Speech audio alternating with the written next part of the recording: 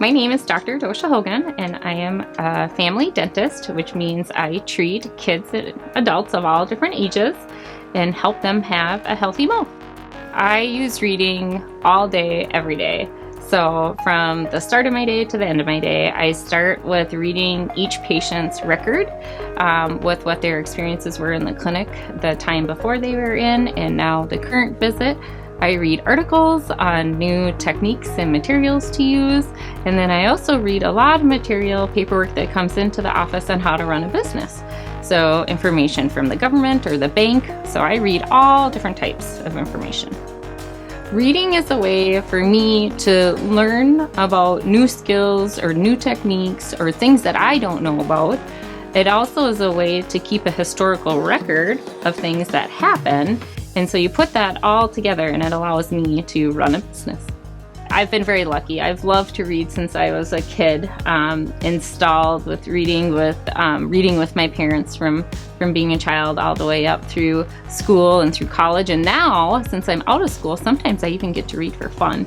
And I get to read with my own kids. And we love reading silly books and serious books. And the best part is always finding out what happens at the end. I see reading as a way to learn about new experiences, to transport yourself somewhere different that you may not necessarily go one day, but you can learn about it and see life through someone else's lens and vision and experience those emotions and those feelings. And so what I would encourage young readers to do is pick out books that are outside of what normally they maybe would pick. Sometimes kids pick a book because they really like sports, so you learn about that. Maybe next time pick a book about the environment or a new country or a different place to be. For example, I love reading books about mountain climbing, but I don't ever foresee myself actually climbing Mount Everest. Healthy mouth, healthy gums, healthy teeth, they all go together.